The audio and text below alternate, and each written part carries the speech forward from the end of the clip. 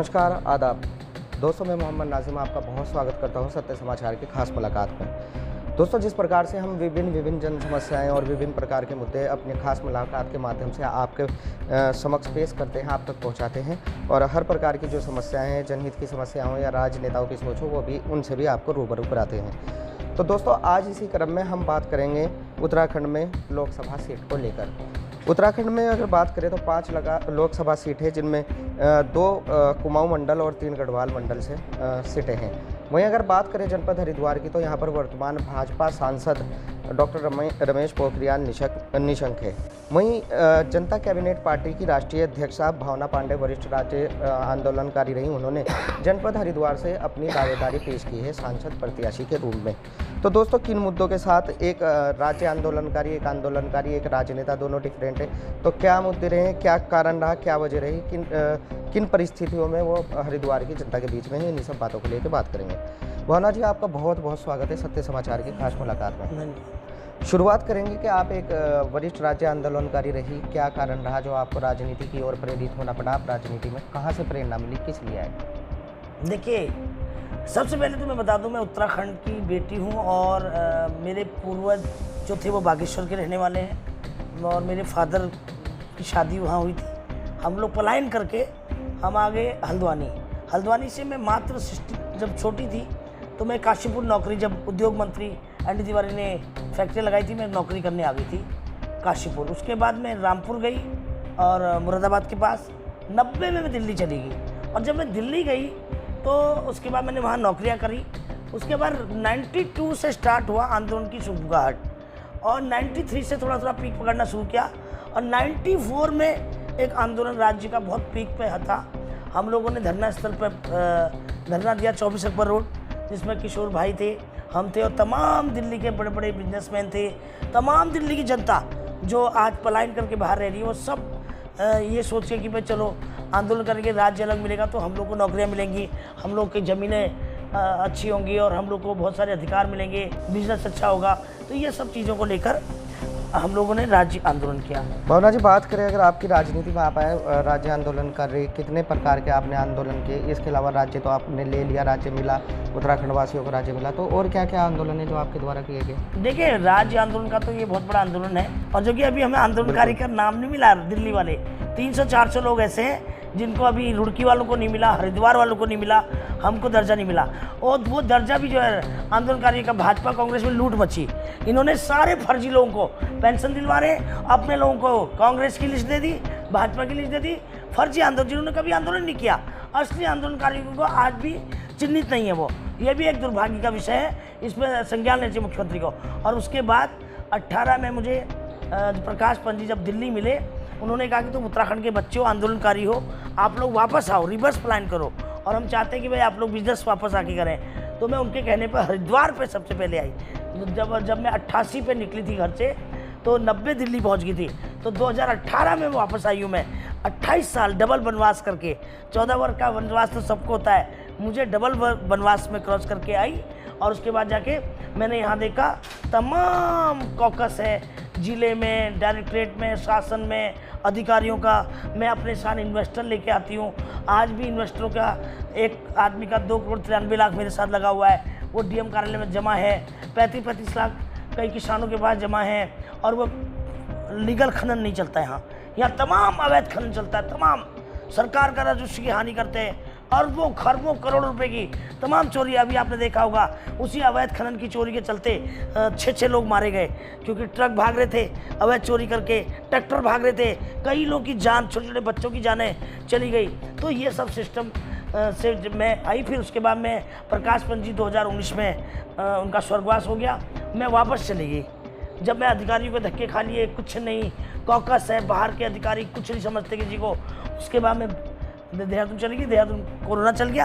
Corona से बाद फिर उसके बाद लगातार 2021 में तमाम उत्तराखंड के कोई ऐसा विभाग नहीं है, एक विभाग के 4-4, 5-5 नाम हैं। जैसे शिक्षा प्रेरक शिक्षक, पता नहीं एक ही शिक्षा टीचर के 50 नाम इन्होंने कर रखे हैं, तनख्वाहें कम देनी पड़ेगी। आप लगा लीजिए 8 महीने उत्तराखंड के एक मंत्रालय के 4 विभाग। तो समझिए कि मैंने 8 महीने लगातार आंदोलन किया हर विभाग का, 28 दिन, 21 दिन, 20 दिन, 15 दिन, 8 महीने, 8-6 आंदोलन चलते थे। ये पूरी एलआईयू को पता है, पूरे सीएम को पता है, पूरी दुनिया को पता है और कैबिनेट को पता है, मंत्रियों को। हाँ, मेरा फेसबुक पेज नहीं है, उसको मैं चमकाती नहीं हूँ, अभी बनाया मैंने एक महीने पहले फेसबुक पेज। भावना जी, बात करें अगर आपके द्वारा अपनी जनता कैबिनेट पार्टी का एक पार्टी का गठन किया गया है, तो आप जनता के बीच में ही हैं, तो जनता अभी क्या रुझान, जनता का प्यार आपको मिला है? क्योंकि अगर बात करें भाई, उमेश कुमार भी है, हरीश रावत जी भी है, हो सकता है उमेश कुमार की जो वाइफ है वो आपके सामने हो, तो क्या आपकी राह आसान होगी? क्या मानते हैं आप? देखो, आप लोग ही पत्रकार पता नहीं उसका नाम क्यों ले लेते हैं, वो महिषासुर का मेरे तो महिषासुर है, और मैं तो हरीश रावत की बात करिए, निशंक की बात करिए, वो तो कहाँ से उसको आप नाम लेते हैं, मैं तो उसका नाम लेना भी नहीं चाहती, ना वो इस लायक है कि मेरी ज़बान से उसका नाम निकले। आप लोग पूछते तो इसलिए मेरा मुँह निकल जाता है। वो कहीं भी चक्कर में नहीं है, सिर्फ ये कि मैं कहना चाह रही हूँ जो है, मैं हरीश रावत जी से कहना चाहती हूँ, आप लोगों ने आंदोलन के खिलाफ में थे। जब हम बाहर आंदोलन करते थे, आंदोलन तोड़ते थे अंदर जाकर, बाद में गलती से सत्ता इनके पास आ गई। हमारे लिए दुर्भाग्य की बात देखिए, कांग्रेस कभी नहीं चाहती थी राज्य आंदोलन हो, अलग हो, और उन्हीं को सत्ता मिल जाती है, और भाजपा कभी नहीं चाहती थी राज्य अलग हो, उन्हीं को सत्ता मिल जाती है। क्यों? क्योंकि लोकल पार्टी में कोई विश्वास नहीं किया, लोगों ने एकजुट नहीं हुए। अगर आज जनता ने क्षेत्रीय पार्टी को के साथ दिया होता, तो आज देखिए, जैसे आपका हेमंत सोरेन है, जैसा आपका रेड्डी है, आपने तेलंगाना में देखा होगा, क्षेत्रीय पार्टी जैसे आपकी कई ऐसी पार्टियां हैं, क्षेत्रीय समाजवादी पार्टी ने भी अपने टाइम में विकास किया, और रेड्डी ने भी विकास कर रहा है, और इसी तरह चाहे उस पर कितने अवैध के लग गए हों, तो हेमंत सोरेन ने उसने विकास तो किया, प्रदेश का विकास किया। इसी तरह से क्षेत्रीय पार्टियां अपना जब तक नहीं होंगी, वो क्षेत्र का विकास नहीं करते। जो बड़ी बड़ी पार्टियां होती हैं, चंदा पार्टी होती हैं, ये तमाम प्रदेश को बेचकर चंदा पहुंचाती हैं। कांग्रेस का तो यही काम है, और भाजपा के जो भी काम होते हैं वो भारत सरकार से ही होते हैं, मतलब इनकी जो केंद्र की सरकार होती है वही काम करते हैं, यहाँ कोई काम नहीं करते, कागजों में काम होते हैं, ज़मीन पर काम तो मुझे कहीं पर दिखता नहीं है। 2 कार्यकाल निशंक जी के हुए, क्या मानते हैं कितना सफल है? भाई, वो सांसद रहे, मानव संसाधन मंत्री भी रहे, तो यहाँ की जनता को, अपने क्षेत्र की जनता को कुछ दे पाए या नहीं दे पाए? ये तो आप लोग बताइए, आप जनता हो। मैं तो जहाँ जाती हूँ कहते हैं कि निशंक जी तो आते ही नहीं, 10 साल हो गए। अगर बार निशंक जी आएंगे तो उनको पक्का हारना है। उनको कार्यालय अभी तक नहीं खुला, पिछले साल 5 साल पहले उन्होंने एक कार्यालय खोला था चुनाव से पहले, वो कार्यालय का ताला अभी तक नहीं खुला, बता रहे लोग। तो मैंने कहा, अगर उनका कार्यालय नहीं खुला तो उनका वोट बैंक भी मत खोलना आप, क्योंकि यही होने वाला है। निशंक जी 10 साल से हैं, अब जनता ऊब चुकी है, और कांग्रेस के पास कोई उचित कैंडिडेट नहीं है। अब हरदा है, कभी तो पहाड़ी व्यंजन खा के लोगों को खुश कर देते हैं, कभी हैंडपम्प से नहा के खुश कर देते हैं, तो ऐसे जनता खुश नहीं होने वाली। जनताओं को चाहिए, युवाओं को चाहिए। आप मुझे बताइए, मैं दोनों नेताओं से पूछती हूँ, उद्योग मंत्री एनडी तिवारी थे, इतनी इंडस्ट्रियाँ लगा के, आज तमाम इंडस्ट्री कैसे भागी? क्यों भागी? क्यों नहीं रोक पाए आप? और तमाम जितनी फैक्ट्रियाँ भी हैं, उनमें नौकरी कहाँ के लोग कर रहे हैं? कहाँ के लोग कर रहे हैं? सब ठेकेदारी प्रथा में कर रहे हैं, सब लेबर क्लास कर रहे हैं। तो यूपी, हरियाणा, बिहार के कर रहे हैं लोग। उत्तराखंड की जनता तो, हमको तो सिर्फ टैक्स का बोझ ही बोझ पड़ा। युवा तो आज भी, इतनी इंडस्ट्रियाँ, जितनी ज़्यादा इंडस्ट्रियाँ उतनी ज़्यादा बेरोजगारी। क्यों? क्योंकि एक इज्जतदार नौकरी नहीं देते लोग, सारी नौकरियाँ ठेकेदारी प्रथा खत्म होनी चाहिए। ठेकेदार बाहर के हैं, और मैं बिल्कुल भी ठेकेदारी प्रथा के खिलाफ हूँ। और युवाओं को मेरा मुद्दा यही है, पहले 70% एनडी तिवारी, मैं 85% इन इंडस्ट्रियों से मांगती हूँ अपना अधिकार की 85% हमारे उत्तराखंड की जनता को, या हरिद्वार की जो इंडस्ट्रियाँ जहाँ की हों, प्रायोरिटी मिलनी चाहिए। 70% पूरे उत्तराखंड की रिजर्वेशन हो, और 15% एक्स्ट्रा उसमें क्षेत्रीय हो। अगर हरिद्वार की फैक्ट्री है तो लोकल लोगों को 15% एक्स्ट्रा चांस मिलना चाहिए। टोटल 85 हो गया, 70% तो स्टेट का रिजर्वेशन हो गया, उसके बाद 15% फालतू। भाई, उत्तराखंड का तो ही स्पेशल कैटेगरी पे 15% एक्स्ट्रा, यानी कि 85% हरिद्वार को लोगों को रिजर्वेशन मिलना चाहिए, लोकल जो जिस जिले में है। तभी बेरोजगारी खत्म होगी, तभी पलायन खत्म होगा, तभी जो युवा सड़कों पर नशा कर रहा है, परेशान है, और आज माँ बाप दुखी हैं, कोई एक्सीडेंट से मारा जा रहा है, कोई ट्रक से टकरा के मारा जा रहा है, नशा पत्ती, तो ये सब हो रही हैं। तो आए दिन जो नुकसान हो रहे हैं, तो ये सब क्या पलायन रुकेगा। तो ये भी आपकी प्राथमिकता होगी, आपके प्रमुख मुद्दे में से ये भी प्लान को रोकने के लिए एक मुद्दा होगा कि स्थानीय जो हैं उनको आप यहीं पर नौकरी दिलवाएंगे? बिल्कुल होनी चाहिए, ये अधिकार है हमारा। हमने राज लिया किस लिए? इसी सब मुद्दों को तो लेके राज लिया, तो इसलिए लोकल लोगों को राजनीति, मतलब लोकल लोगों को नौकरी जरूरी है। भावना जी, अगर बात करें उत्तराखंड की, तो 5 लोकसभा सीटें हैं जिनमें 2 कुमाऊं मंडल है, 3 गढ़वाल है, तो आपके द्वारा हरिद्वार ही क्यों चुना गया? अरे 5 सीटों का इतना सा छोटा प्रदेश, कोई कहीं से भी लड़े? अरे जाके मोदी से पूछो ना, वो गुजरात से दूसरी स्टेट आ सकता है, तो मैं अपने स्टेट में नहीं लड़ सकती? ये मेरा स्टेट है और मेरा मकसद सिर्फ यहाँ पर आके इसलिए है कि हम अधिकतर पूरी ज़िंदगी प्लेन्स में रहे। हमारे यहाँ पर मैंने जब देखा है, पहाड़ और प्लेन्स की राजनीति बहुत ज़्यादा है और मैं इस उत्तराखंड को एक करना चाहती हूँ और मेरा मेन मकसद ये भी है, पहाड़ और प्लेन की खाई को ख़त्म करने के लिए, पहाड़ और प्लेनवाद मिटाना के लिए मैंने ये क्षेत्र चुना है, ताकि हमारा उत्तराखंड बिखरे ना। क्योंकि एक टाइम क्या हुआ था, किसी ने ये कह दिया था, एक समाजवादी पार्टी के लीडर ने, कि हम इसको यूपी मिला देंगे, तो पता चला समाजवादी पार्टी को सीट मिल गई। अभी भी यहाँ पर लोगों में भेदभाव करते हैं लोग, और जो नहीं होना चाहिए। मेरा मानना है कि भेदभाव नहीं होना चाहिए और मैं उत्तराखंड को बचाना चाहती हूँ, उत्तराखंड को एक रखना चाहती हूँ। इसलिए मैंने ये सीट चुनी कि भाई यहाँ पर एक तो मेरे घर के नज़दीक है, भाई मेरा बच्चा देहरादून मुझे हर हफ्ते जाना पड़ता है। अगर मैं पहाड़ की कोई सीट चुनती नैनीताल, तो मेरे लिए थोड़ा आना जाना दिक्कत होती, क्षेत्र में मैं काम नहीं कर पाती। यहाँ मैं अभी देहरादून से आके रोज़ आ जाती, अब तो मैं यहीं शिफ्ट हो गई हूँ। यहीं शिफ्ट हो तो मेरे लिए कार्य क्षेत्र जितना समय मिलेगा उसमें मेरे दोनों काम हो जाएंगे। मेरे को बच्चे को भी देखना ईजी हो जाएगा, वीक में एक बार, और एक हफ्ता में क्षेत्र में काम कर सकती हूँ। अगर बात करें हरिद्वार की 14 विधानसभा है, तो उनके बीच आप जनता के बीच भी जा रहे हैं, तो जनता का कितना प्यार आपको मिल रहा है? अगर ये तो बहुत ज़्यादा, और मैं तो सबको आपके चैनल के माध्यम से कहना चाहती हूँ, बहुत लोग बुलाते हैं, 100 लोगों की मीटिंग कराना चाहते हैं। कम से कम अब तक 5000 मेरी 5 डायरियाँ बन चुकी हैं, 5000 कॉल मुझे आ चुके हैं और मैं मिलना चाहती हूँ। मैं आपके माध्यम से मैं माफ़ी चाहती हूँ जनता से।